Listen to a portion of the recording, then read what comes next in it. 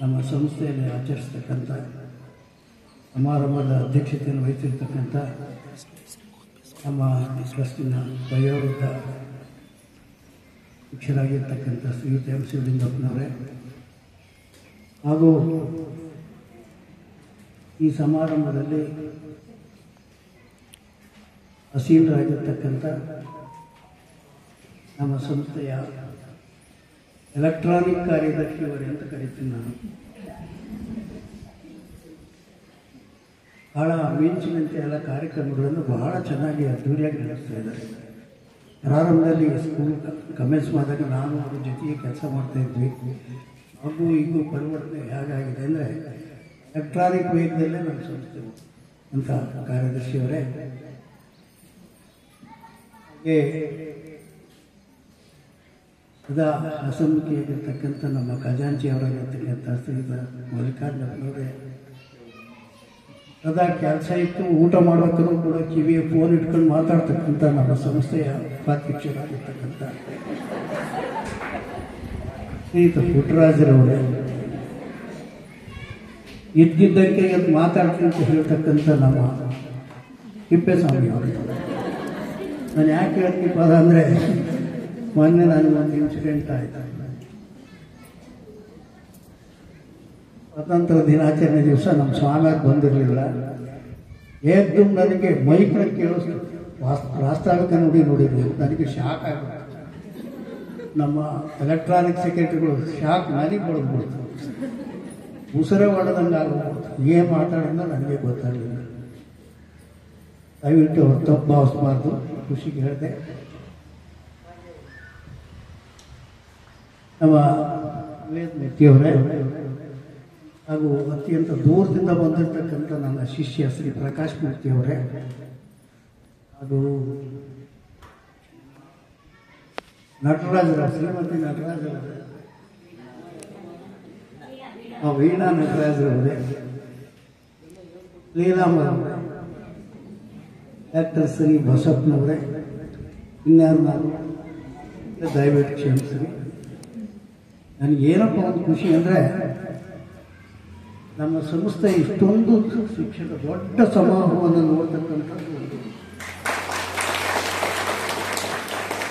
ಸದಾವಕಾಶ ನಡೀತಲ್ಲ, ಸದಾವಕಾಶ ಸಿಗುತ್ತೆ ಅಂತ ನಾನು ಆದಷ್ಟು ವ್ಯಕ್ತಿ ಕಡಿಮೆ ಆದರೂ ಕೂಡ ಅಲ್ಲಿ ಬಂದು ನೋಡಬೇಕು ಅಂತ ಅನಿಸ್ತು. ನೋಡಿದೆ, ಬಹಳ ಅಸಮ್ಮುಖಿಯಾದೆ. ನಿಮ್ಮನ್ನೆಲ್ಲ ನೋಡಿದೆ, ಬಹಳ ಸಂತೋಷ ಆಯಿತು.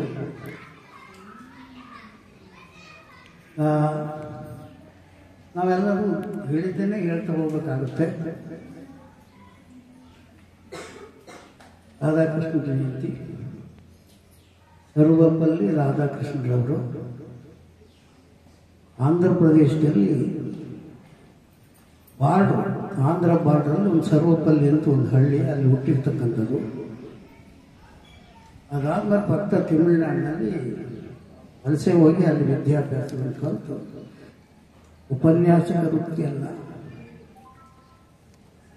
ಮಾಡಿ ನಂತರ ದೇಶದ ರಾಷ್ಟ್ರಪತಿಯಾಗಿ ನಿವೃತ್ತರಾಗಿದ್ದಾರೆ.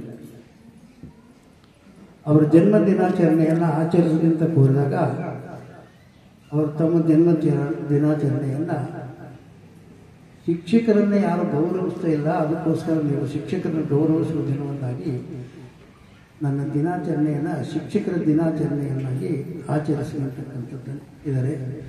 ಅದು ಇವತ್ತು ಕೂಡ ನಾವು ಮರೆಯುವುದಿಲ್ಲ. ನಿಮಗೆಲ್ಲರಿಗೂ ತುಂಬ ಗೌರವ ಕೊಡ್ತೇನೆ. ಇವತ್ತು ನಾವು ಯಾರೂ ನಮ್ಮನ್ನು ಟೀಚ್ ಮಾಡಬಾರ್ದು.